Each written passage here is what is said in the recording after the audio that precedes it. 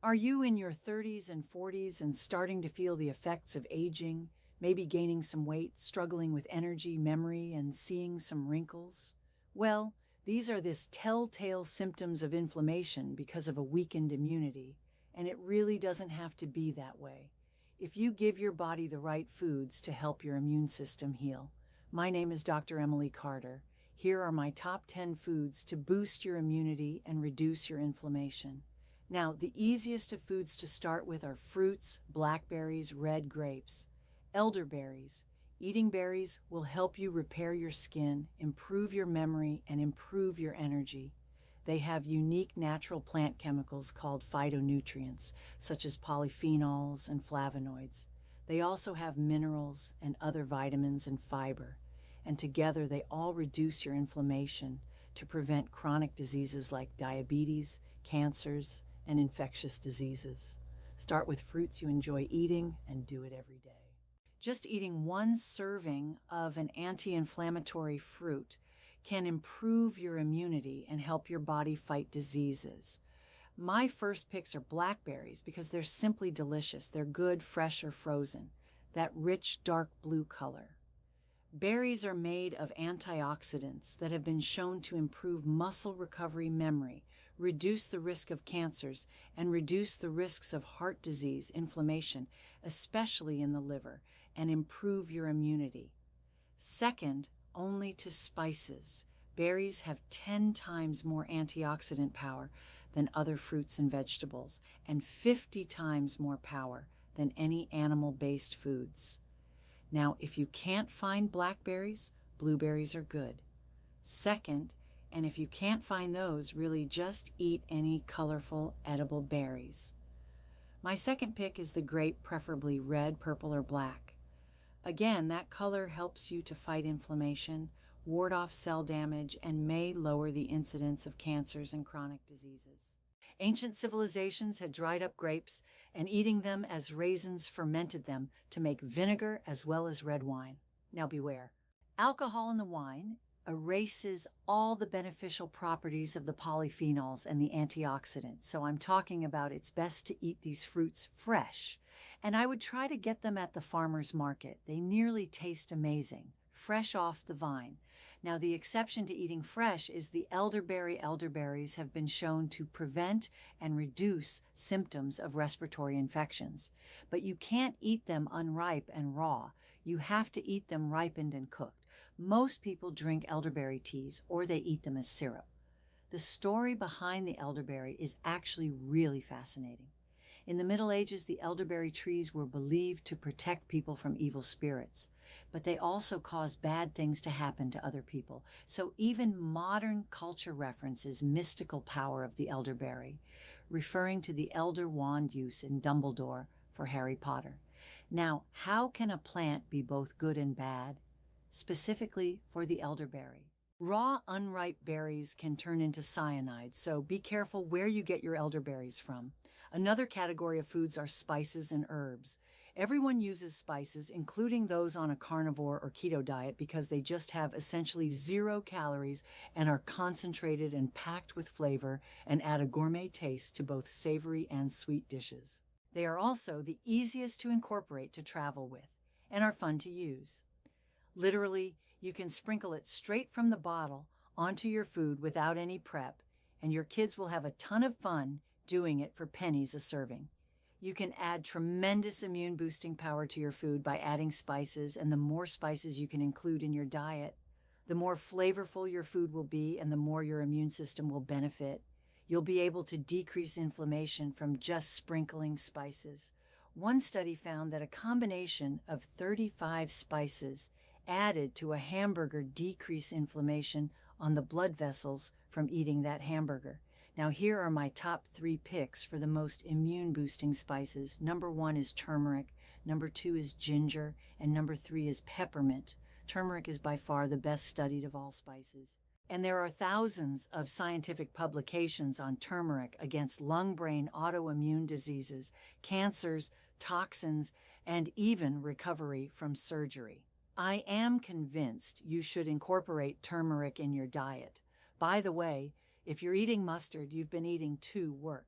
You can eat turmeric fresh, which looks like a fluorescent orange ginger root, or dried in a bright yellow powder. Just a quarter teaspoon daily of powder to work in hot water will add a great immune boost to your health. Now, turmeric is rapidly cleared by your liver, but by adding just a pinch of black pepper, you can significantly get much higher levels in your blood. Some people prefer to take a supplement such as curcumin, which is one specific phytonutrient in turmeric. I don't do this. You'd be missing out on the other ingredients in turmeric, such as the turmerones, which have more anti-inflammatory properties than curcumin alone.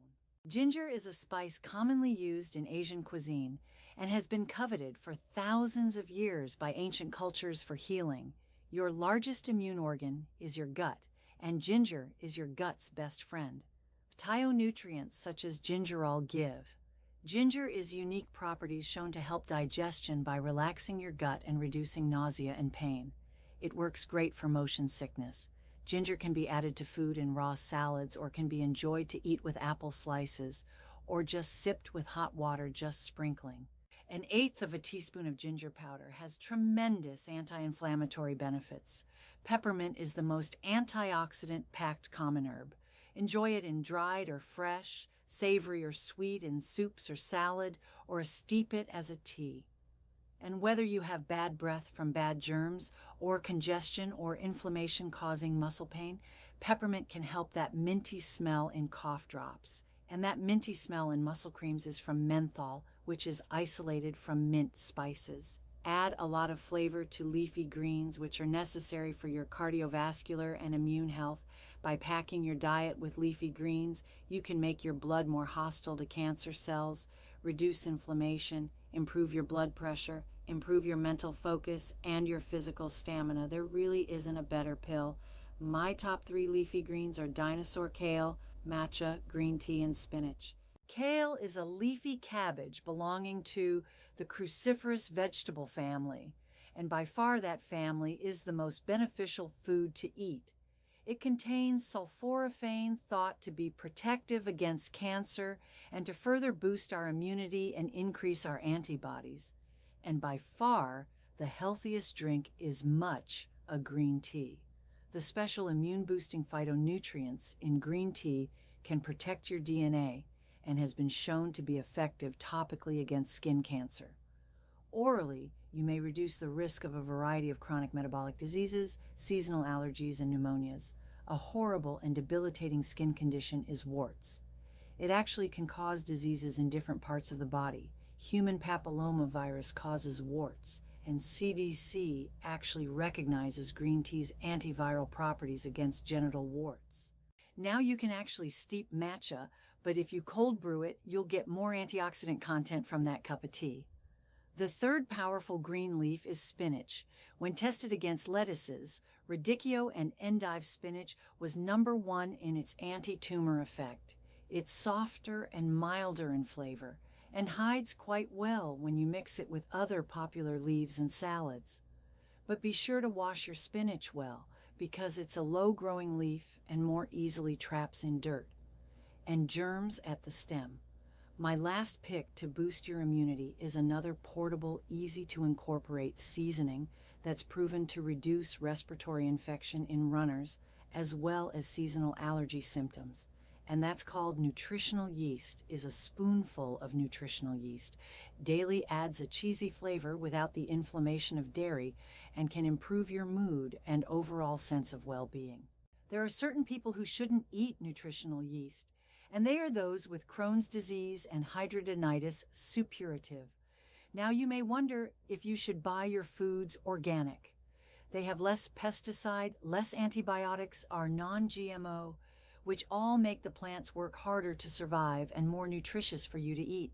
It is true pesticides have been linked to chronic neurological conditions like Parkinson's, but eating more berries and other fruits and vegetables with flavonoids may be protective, so eat up and eat them fresh.